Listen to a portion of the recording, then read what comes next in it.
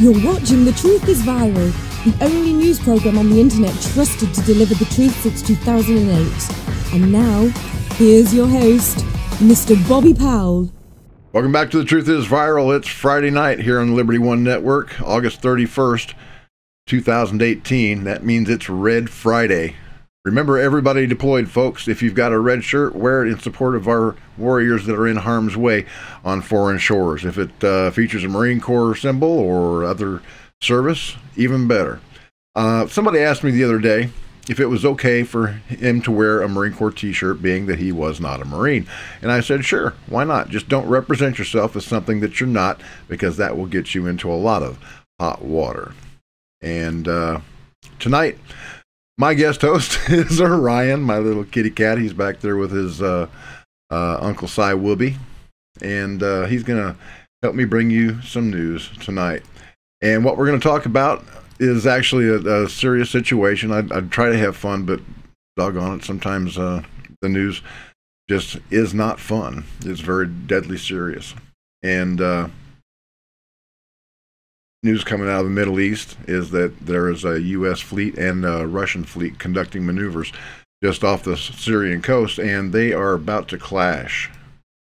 Having the two main battle fleets for the two largest superpowers in the world in the same place at the same time, while they're both supporting opposite sides in a war that's going on just miles away, is a really bad idea. That's how wars get started. But what makes it even worse is that the highest ranking leaders of our nation are recommending that the intel community give Donald Trump false intelligence. Let's go back to the Democratic National Convention and listen to some Majority Leader Harry Reid. It's obvious that he doesn't know what he's talking about. It's obvious he can't control his mind or his tongue. And what I've suggested, if now, because he's the nominee for the party, and he's entitled to briefings from the CIA, for example, I said publicly, give him fake briefings. Pretend you're briefing him. Don't tell him anything that you don't want to get out. And that's how I feel about it. I think that the man is a loose cannon. I think he's done so much to hurt our country with our international relations already. But as a Republican nominee, isn't he entitled to get those briefings? Give him fake briefings. What does that even mean? It means they'll tell him stuff. He won't know the difference. You're basically telling the intelligence community to lie to him.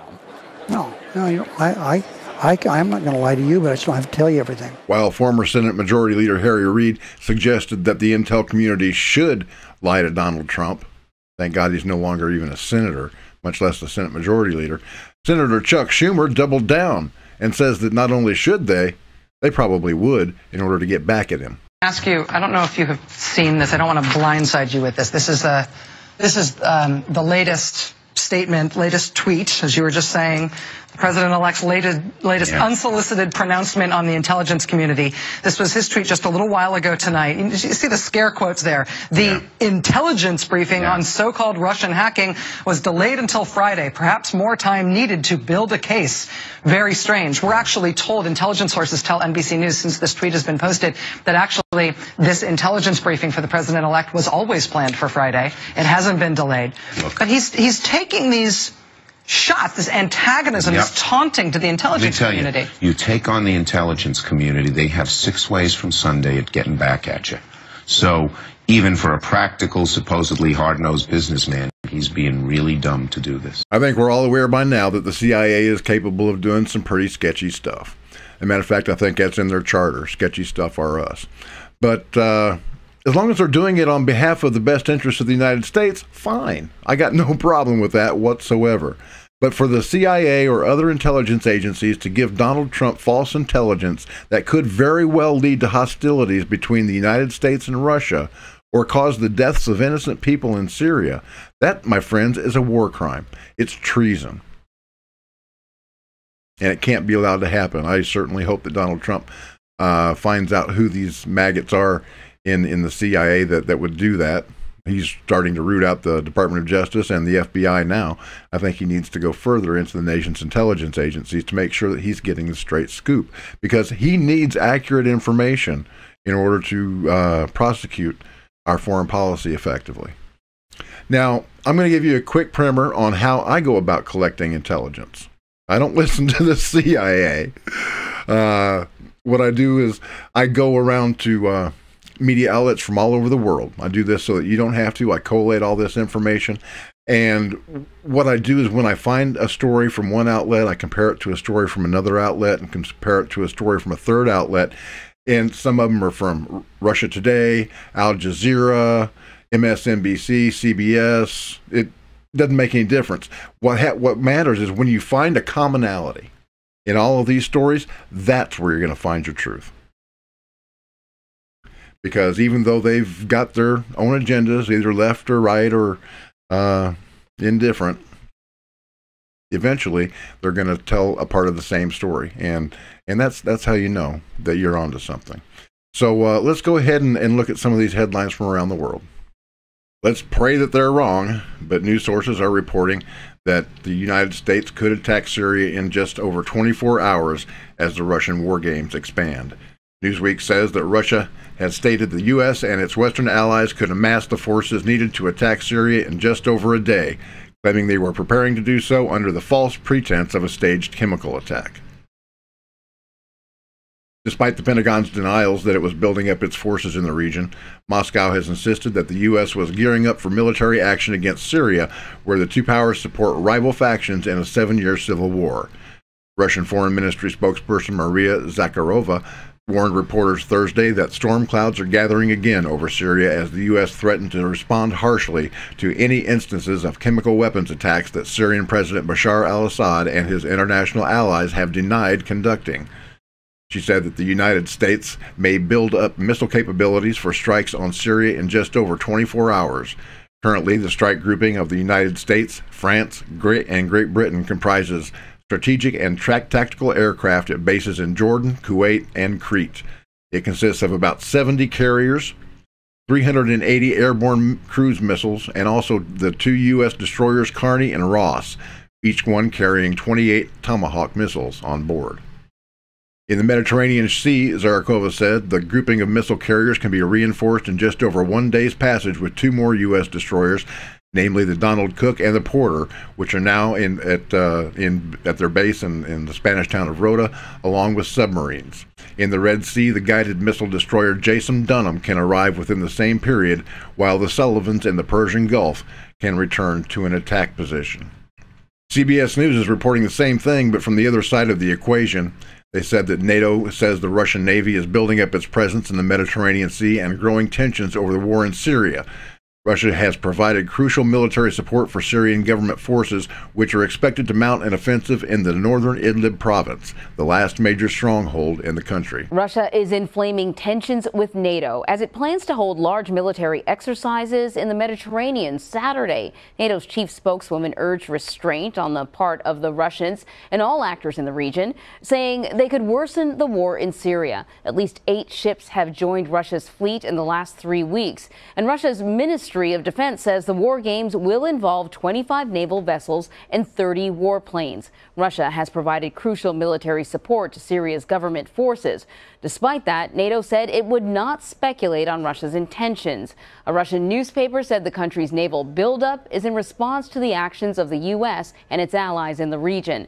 A State Department spokeswoman called that allegation, quote, false flag reporting. Al Jazeera is reporting that the U.S. on Tuesday warned the Russian and Syrian governments against chemical weapons use in Syria. State Department spokeswoman Heather Nauert said that the U.S. will respond to any verified chemical weapons use in Idlib or anywhere else in Syria in a swift and appropriate manner. The comments came as Russia again accused Syrian rebels of preparing a chemical attack that Moscow said will be used to justify a Western strike against Syrian troops. Russian Deputy Foreign Minister Sergei Rabkov said on Tuesday an al-Qaeda group in Syria is preparing the attack in Idlib. Western countries and independent analysts say Syrian government forces have conducted several chemical weapons attacks over the course of the 7-year civil war. Alleged chemical attacks in 2017 and earlier this year led the U.S. to launch punitive strikes against Syrian forces. The Syrian government denies ever having used chemical weapons. Damascus has been sending reinforcement towards Idlib for several weeks in advance of an expected attack against the last major stronghold in the country. Russian UN Ambassador Vasily Nebenzia said that if the defense ministry says something, then it says that based on concrete facts. The Syrian armed forces do not have chemical weapons and have no plans to use them. There is no need for that militarily. We have stated that more than once. People in their right minds will not use means that are useless from a military point of view in order to trigger reprisals by three major powers. Hey folks, now I know just a little bit about false flag chemical attacks in Syria, as I had Virginia Senator Dick Black on the show earlier this year, and he describes how these rebels, basically al-Qaeda, al-Nusra terrorists, have been using chemical weapons attacks on civilians in Syria and then blaming the attacks on President Bashar al-Assad. And I'm going to play that interview for you now. And interestingly, it's very informative. You're going to see Syrian rebels, I call them terrorists, mixing, testing, and deploying chemical weapons. This is video evidence that cannot be denied, and it can't be blamed on Syrian President Bashar al-Assad. So you're going to love this, because Senator Dick Black also confirms my contention that Secretary of State Hillary Clinton was running guns into Syria, and that is ultimately what got Christopher Stevens killed. Let's run this interview. You ain't going to believe it. My guest tonight is Senator Richard Black from Virginia. Like Congressman Tulsi Gabbard, he's also been to Syria and has spoken personally with President Bashar al-Assad. And also, like Congressman Gabbard, he believes that Syrian rebels are responsible for the recent chemical weapons attack in Syria. Now, Senator, while you and I are talking, I'm going to be showing my viewers some video of al-Nusra terrorists mixing, testing, and deploying chemical weapons. But that's not really a surprise to you, is it? Yeah, I'm not surprised. You know, it was very widely reported there's a major CNN report that's easy to come up with online, and it talks about a major U.S. airstrike using B-52 bombers against an ISIS poison gas factory in Mosul. Now, of course, you don't just produce the gas and keep it in tanks. What you do is you put it in artillery shells and anti-tank mines and things of that sort. And so we know for a fact that they have gas. Back in 2013, the Defense Intelligence Agency, just before the Damascus gas attack, reported that al-Qaeda had a major sarin gas capability, and so it goes way back. And the problem is that we have a CIA and a State Department that are they have objectives in mind, and they just put out whatever propaganda they can, and it's a huge amount because they've got an unlimited budget, and it's just ordinary citizens who are able to use social media and that sort of thing to try to get the truth out. But yesterday the White House felt compelled to come out and address my comments.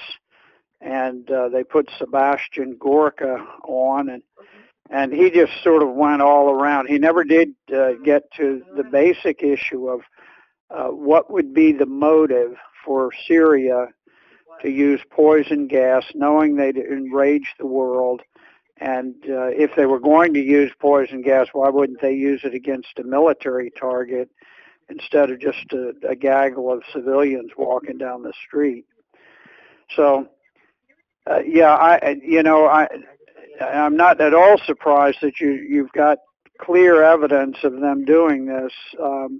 There's been lots of evidence of it, and I think our reaction guarantees that there will be another sarin gas release, and it'll be blamed again on Syria.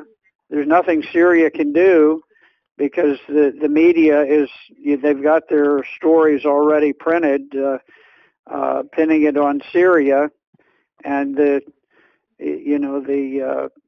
terrorists are just gleeful about this. It's like they can make us do whatever they want. And the only reason they can is because the media is complicit in it.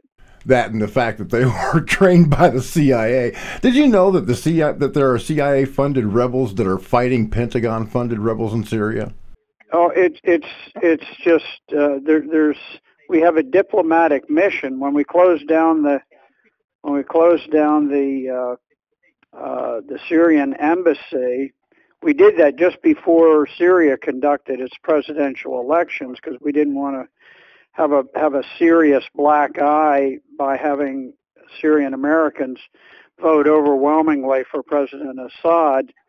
And we replaced the Syrian embassy with a diplomatic mission, and it's called something like the Syrian Revolutionary Armed Front or whatever. But basically, it is a mission whose diplomatic purpose is to lobby Congress for weapons to be used by ISIS and Al-Qaeda and all the other terrorist organizations over there. Would this footage that I have be useful to you?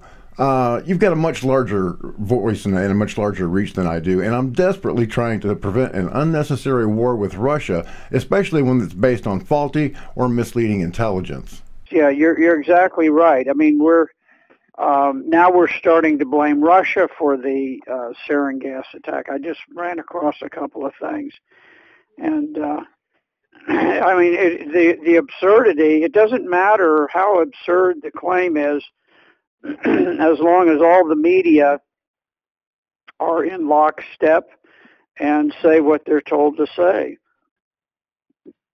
They could say that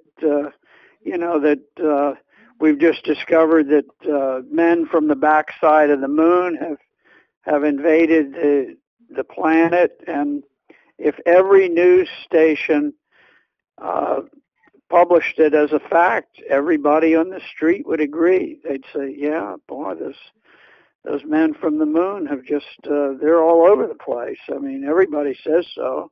All the experts tell us it's true. But I'd encourage you to, use your network of emails or however you communicate and get the word out about this. The key thing, and the one thing that has the other side stumped, is that they cannot articulate a motive why Syria, which is winning on every front, would suddenly deliberately incur the wrath of the world by using sarin gas in a small attack, and use it against civilians instead of the armored formations and the massive defensive fortifications of the terrorists. There's no rational reason for it. And then I had one guy say, "Oh well, isn't he a tyrant? And don't tyrants do crazy things?" Well, I mean that's just a stupid answer. If you look at the many videos of President Assad, he is exactly the way he was when I met with him in his office. He is a soft-spoken, very thoughtful, extremely intelligent, rather gentle man. And his wife is very much the same. She's a little more charismatic. But in 6 years of war, we have not been able to come up with one puppet leader who's popular with the Syrian people. The Syrian, often the media says, "Oh, well, look at this. Assad only controls so much of the country."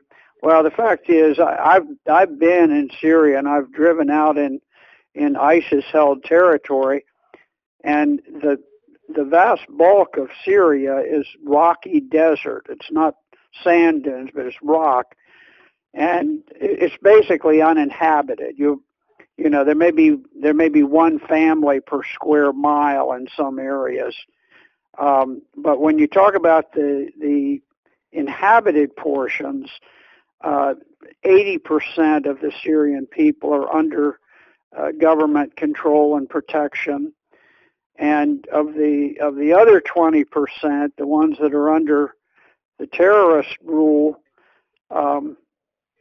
2/3 of those wish that they could get over to the government side, and they just can't. Well, you know, Senator, whether Assad launched that strike or not, he's been vilified by the entire world, which actually I think was the very purpose of this false flag. And at some point, he's going to have to go. But for the time being, don't you think that defeating ISIS should be the first order of business? You know, if the U.S., Russia, and Assad coordinated their efforts, ISIS would be toast in very short order. Well, I don't think President Assad is the problem. Here's the thing. He is essentially the glue that holds Syria together. The reason that from the very beginning they have tried to get him out of office is because they know that he has the love and affection of the Syrian people. The only people who say Assad must go are foreigners. They're not Syrians. Now you've got some of the jihadists, the beheaders and the crucifiers and the people that rape 6-year-old girls, and they say Assad has to go. But when you talk about the man in the street, the ordinary, everyday Syrian, they love President Assad and his wife. And I think they generally understand that if he goes, he's going to be replaced by a puppet regime installed probably by Saudi Arabia. It'll be a vicious Islamic state under Sharia law, and they're going to start executing hundreds of thousands of Christians and Alawites who are known as the Friends of the Christians. They want to get rid of him because they want to install Al-Qaeda.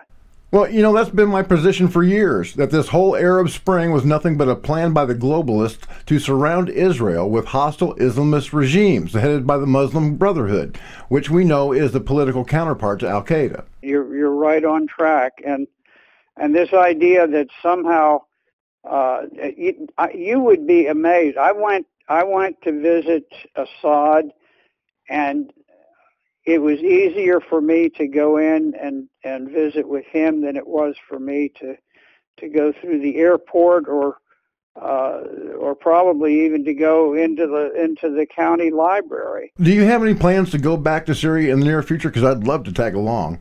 I'm almost sure that I will, unless we install a jihadist government. Mm-hmm. Frankly, I feel safer there than I would if I went to Saudi Arabia or Turkey, because I think I'd be assassinated if I went to one of those countries. But you know, it is amazing. Do you know Bashar al-Assad drives himself? His wife walks her children to a public school there. When they took over, when he became the president, people were quite startled because instead of moving into some presidential residence, they rented an apartment, and everybody.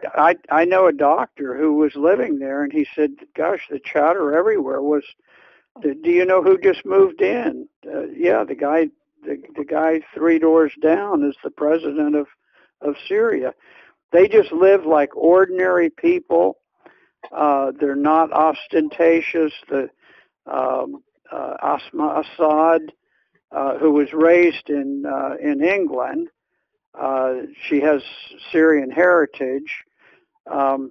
She doesn't wear any jewelry, nothing. She's extremely charismatic, and it's hard to explain. She just something about her personality is just, she has such tremendous. Both of them are enormously intelligent, and they're both totally devoted to Syria. And I'm sure, when we put out the word that so-and-so must go, that's a death sentence. And either you jump on a plane and leave, or we kill you, we kill your wife, we kill your brothers, your sons, your children. This is just the way we do things. That's the way the CIA and the State Department have operated. Now, would you blame that on the Obama-Clinton State Department, or is this more of a deep state thing where the globalist agenda is going to be pushed forward regardless of who's in charge of the State Department and the executive branch? I guess there are two answers. I would attribute it to the deep state, which goes on, generation after generation. Right. But I think it has become far more deadly and dangerous during the time. First, starting with George Bush, Dick Cheney, and then with Hillary Clinton. She sort of put it on overdrive.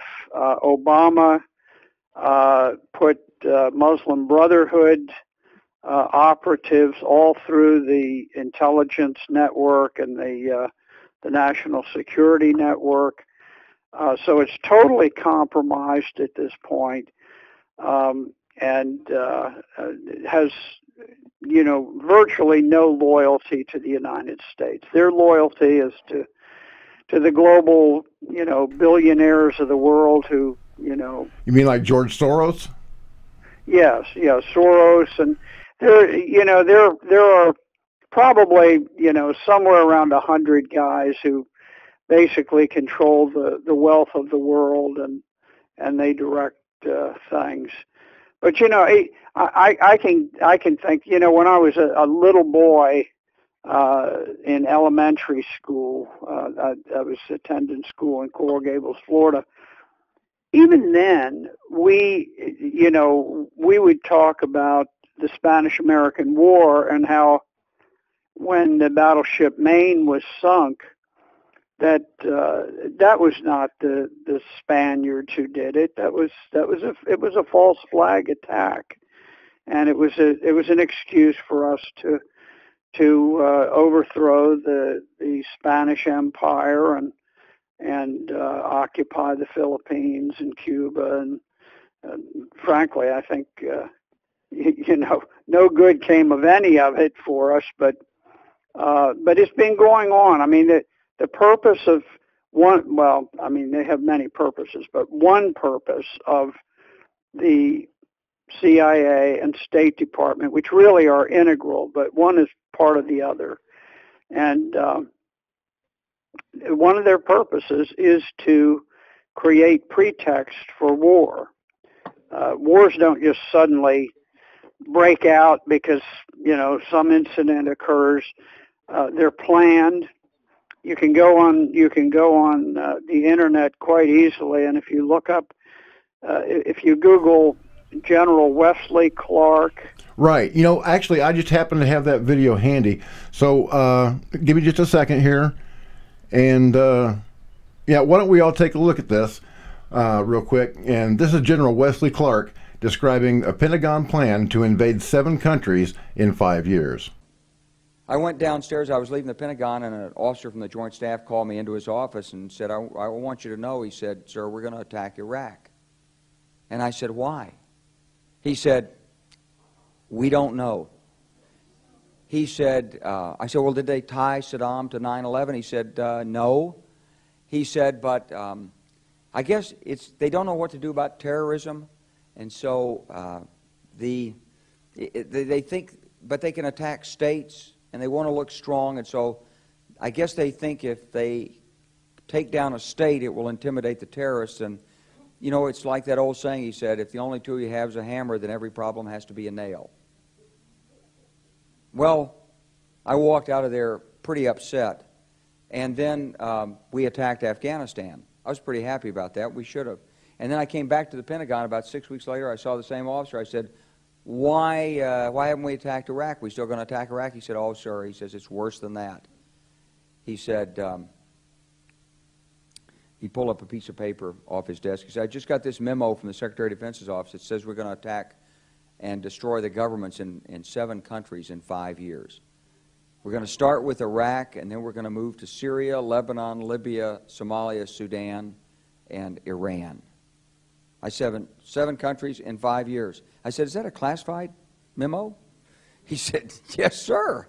I said, well, don't show it to me. He was about to show it to me. He said, because I want to talk about it. You know, the one thing that all of those countries had in common was the fact that none of them had a central bank. Yes, well, the bank people, if you look, now Libya, there were 2 reasons for invading Libya. One is that Libya had just established a hard African currency backed by gold. The dinar, yes. Yes, and you know, this was a tremendous threat to the Western world because we're bankrupt. We just simply print money that has no meaning, and it works so long as there is not an alternative to go to, and the very genuine and legitimate concern of the banking elite was that if people began to compare and say, okay, with this currency you can exchange for gold, this currency you can use to light your cigars with or whatever you want, but you can't do anything else with it, people would say, you know what, I think I want to have hard currency. And so that, you know, Libya had to fall because of that. The other thing, though, is that we had to get into Libya in order to plunder their weapons and use them to overthrow Syria. Senator, you've basically just confirmed everything that I've reported about Libya and the Middle East for the last 4 years. In fact, I think that that's what got Ambassador Stevens killed, was that he was running guns and fighters from Libya to Syria through Turkey. And Fox News famously exposed this several years ago. There's been a lot of discussion about what our operatives were doing there at the time when this attack happened, and that there was discussion about moving weapons out of that very volatile area in Libya. What do we learn about that in here, Catherine? Well, Martha, another DIA memo dated October 5th, 2012, leaves no doubt that U.S. intelligence agencies were clearly aware that lethal weapons were being shipped to Syria via the port of Benghazi. In a recent interview with Bret Baier, the former acting CIA director skirted the topic. Were CIA officers tracking the movement of weapons from Libya to Syria? Can't talk about that. Can't talk about it. Can't talk about it.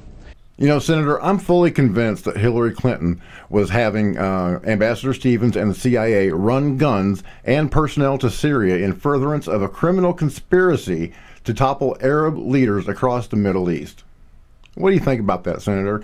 Was Ambassador Stevens running guns to jihadists? Well, what happened, he had moved 20,000 anti-aircraft missiles into Libya during the uprising, which we staged. The CIA created it, and then we were concerned. We wanted to recover them afterwards, and he held a meeting with I'm not sure what level he was, but he was a Turkish official, and he held the meeting at that residence where he was killed. He tried to buy back the missiles, and the Turks said, "No deal. The Turks knew where they were. They didn't have them all in a warehouse, but they knew where all of them were located. And so they were sort of the central source for recovering them. And the Turks blew us off, and then I actually have a contact who knows the man who lived in the house across from there, and in order not to be killed himself or something, he went out and sort of accompanied the jihadists as they went in, and he was actually there. He saw Chris Stevens' body dragged out of the room, and interestingly, that particular place had an emergency escape route built into it, and it's one of these doors. You open it up, there's a slide. You slide down the slide into an armored car, and the armored car takes off, and you escape.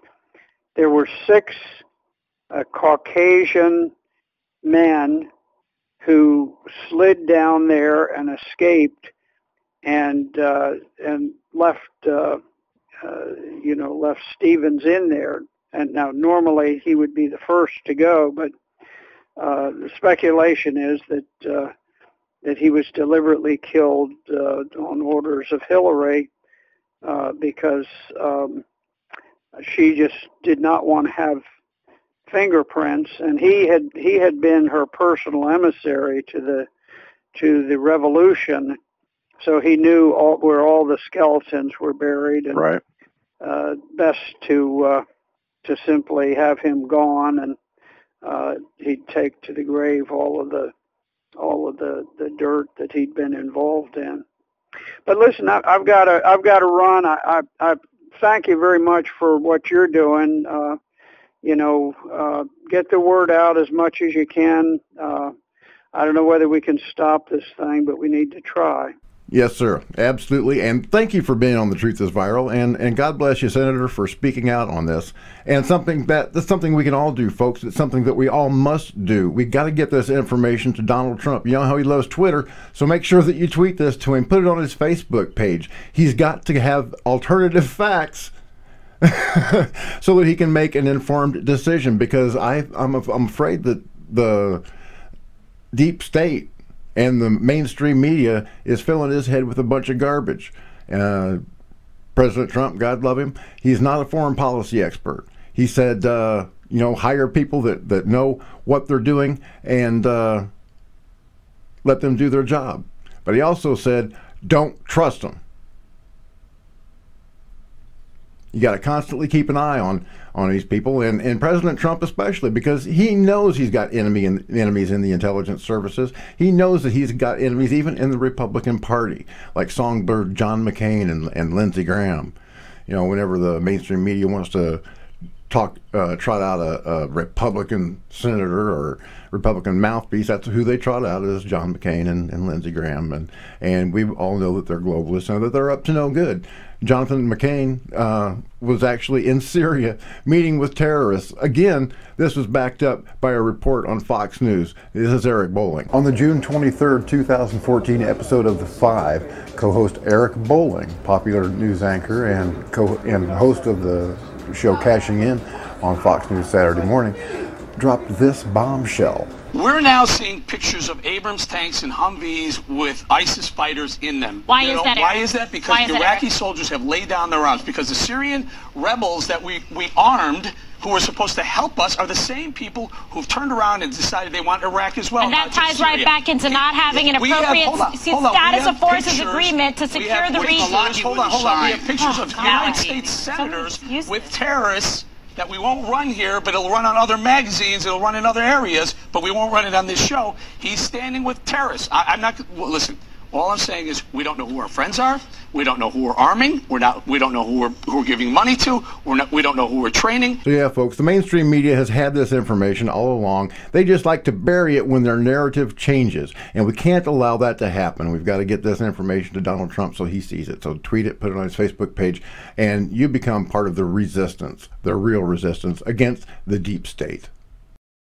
As frightening as a concept as it is to consider, we have to be prepared for the possibility that a war in Syria could lead to the outbreak of World War III. Now, the viewers of The Truth is Viral know that my specialty is investigative journalism and comparing today's headlines to biblical prophecy. And in the next segment, I'm going to show you how the events that are happening in Syria now were prophesied by the prophets Ezekiel and Daniel over 2,500 years ago. I'll be back in just 60 seconds. Don't go anywhere. I'm Pete Santilli, and you're watching The Truth is Viral. Do not click away. We'll be back with more in just a moment.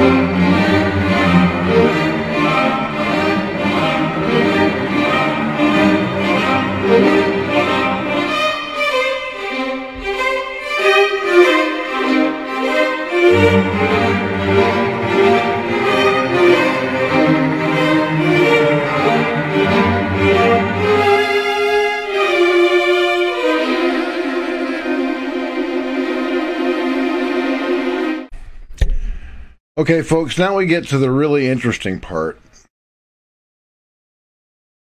The hostilities that are occurring now in Syria were prophesied by Ezekiel 2,500 years ago. Let me pull this up here.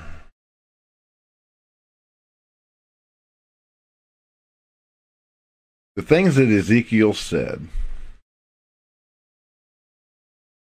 are unfolding in today's headlines right now.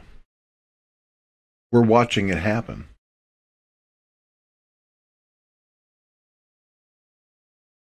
I'm going to show you the headlines that pertain to this in just a moment, but first let's take a look at Ezekiel 38, which describes the Magog War.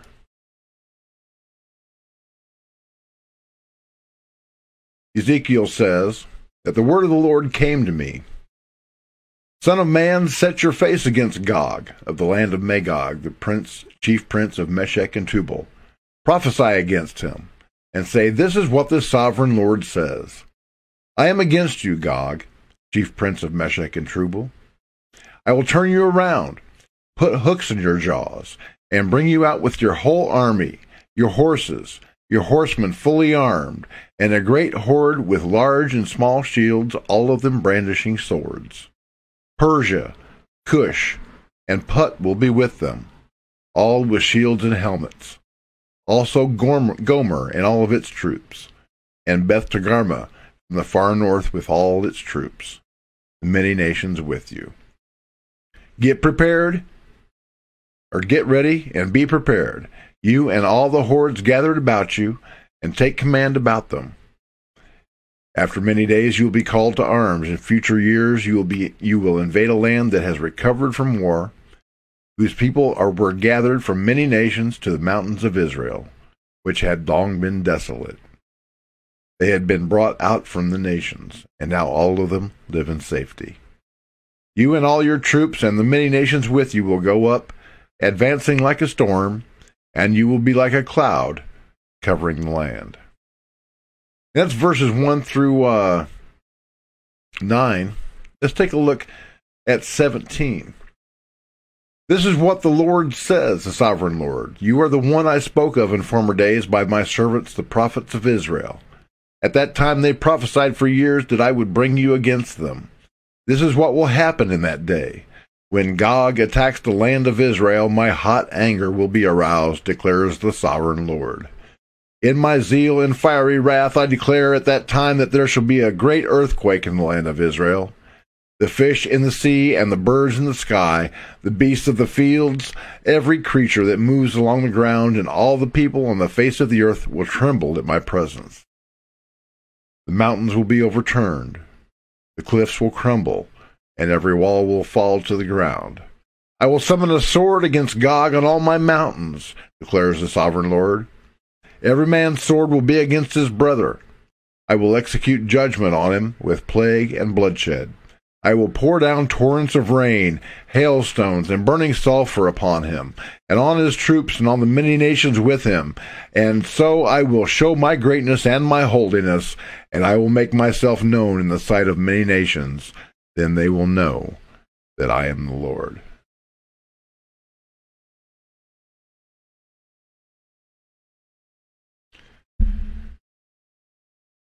Let me translate that for you. I know that if you're not really versed in biblical prophecy, that can be hard to digest. But allow me to identify these nations. Gog, Meshech and Tubal. That's Russia, Turkey. Persia, Cush, and Put. That's Iran, Libya, and parts of Africa. Gomer, with all of its troops, and Beth Togarmah are also Turkey. And we know that those nations are not particularly kind to us these days. Even though Turkey is a member of NATO, they've been increasingly allying themselves with the Iranians and other rather radical jihadists. They're holding a Christian preacher right now, Turkey. And his only crime is spreading the gospel. But the Turks want a Muslim cleric that's living in the United States. And they want to trade him for that Christian pastor. But in any case, all of the nations that were mentioned in Ezekiel 38 are in Syria right now. And they're fighting each other for dominance. I remember I told you I'd like to go to all different sources for my information. So let's take a look at this article from Haaretz. It's an Israeli newspaper. Iran and Russia prepare to battle each other over control of post-war Syria.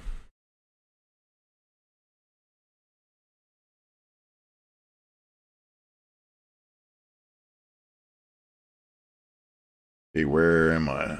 There we go. Haaretz.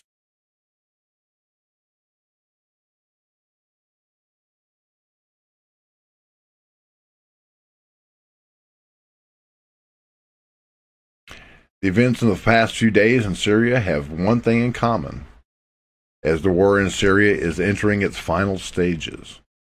A new battle is emerging. Both Russia and Iran, who supported the Assad regime throughout the civil war, are expected to reap the benefits of Assad's victory. While the two countries have long been allies in the Syrian arena, their interests sometimes diverge, especially as both are eyeing the financial rewards of Syria's upcoming reconstruction process. The tensions in Syria escalated on Tuesday when Russia moved naval forces towards the Syrian coast, and NATO criticized Moscow for its aggressive moves. Russian media called the deployment Moscow's largest naval buildup since it entered the Syrian conflict in 2015. The reinforcement comes as Russia's ally, Syrian President Bashar al-Assad, is believed to be considering assault on the last big rebel-held enclave, Idlib, in the north. And here from another Israeli post from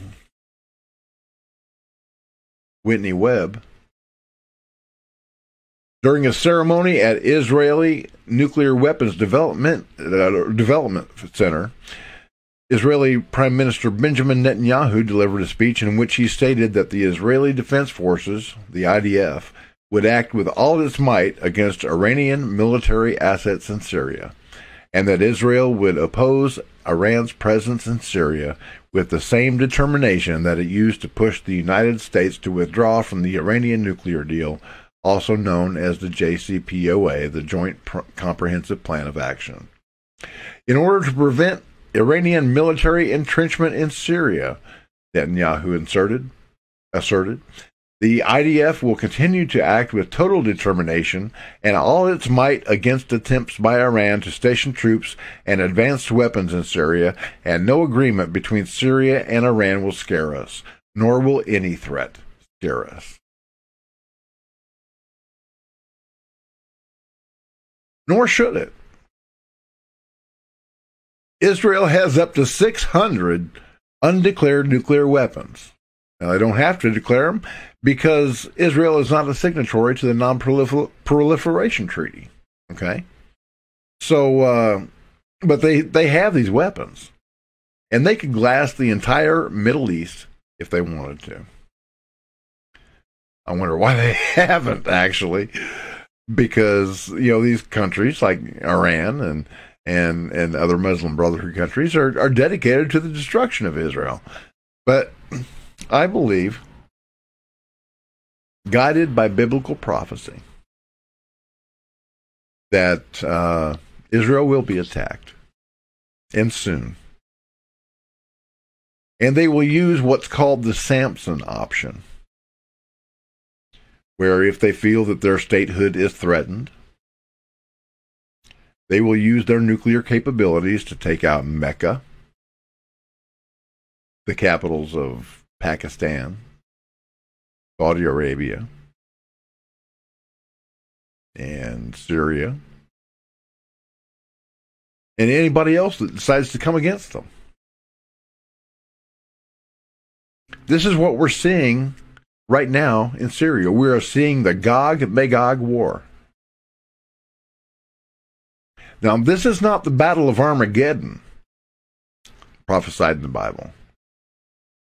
This is the first war. The Battle of Armageddon takes place after 1,000 years of peace. But the Magog War takes place right before Christ returns. So we are running out of time, my friends. If you have not already dedicated your life to our Lord Jesus Christ, now is the time to do so.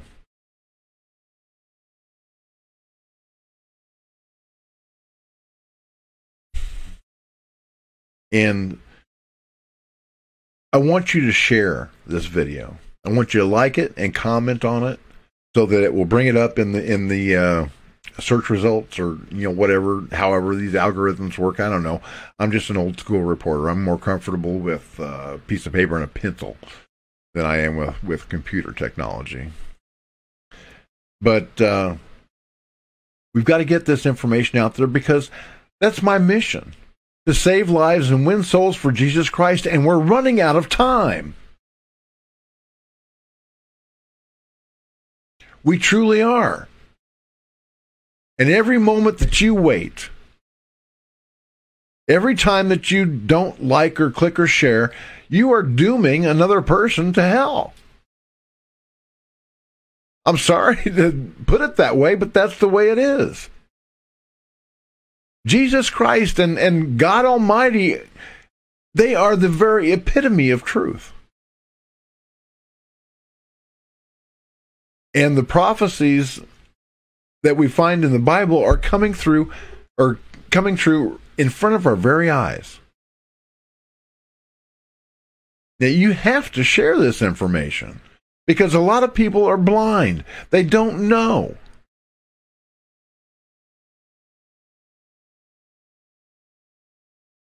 And it's going to hurt them.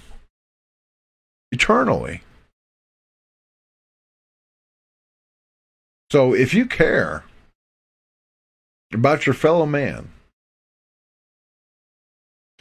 if you care about the people that you love, your children, and your parents,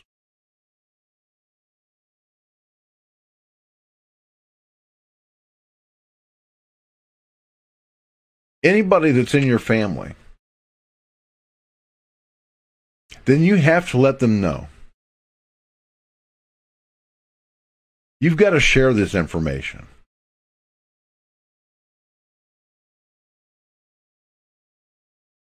People that have watched my show for a while know that I didn't do that with my daughter Ashley. She came to live with me with zero religious training when she was 18, when she could choose who it was that she wanted to live with. Her mother had never taught her anything. And whenever I tried to talk to her about Jesus Christ, she'd always say, "Daddy, you know I don't believe in that." She'd look up at me with those beautiful eyes, and I didn't want to hurt her. I didn't want to push my faith on her. I figured there would be plenty of time to do that.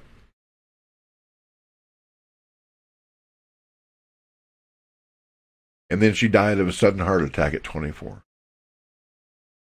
And I had never shared the gospel with her.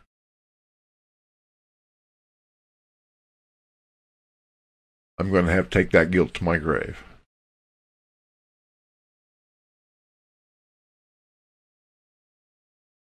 When I brought her ashes back from South Carolina, I swore to her, and I swore to Almighty God, that never again would I fail to proclaim His holy name, because I was afraid somebody might call me a religious nut job, or, whatever. Well, I know it's hard. You don't want your friends and your family thinking that you're some kind of whack job. But prophecy is unfolding before us every single day, right in front of our eyes. And we've got to see it. We've got to share it. We've got to share the truth that we can see. I mean, my God, it's right there.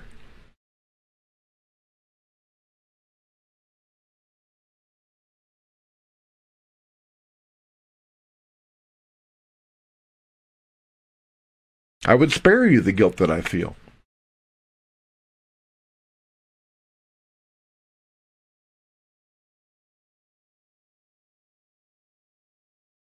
And that's why I do everything I can to spread the gospel. And do it with a sense of logic, by showing how prophecy is unfolding before us right now. Using techniques that you can't deny.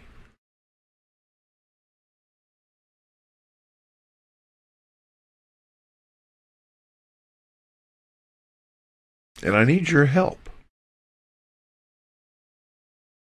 I really and truly do.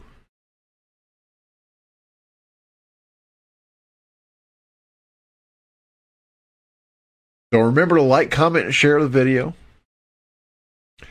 And if you have the ability, please go to bobpowell.blogspot.com and hit that PayPal button. Got a lot of expenses that Google's not covering anymore because they've demonetized nearly all of my shows. And my blog at bobpowell.blogspot.com.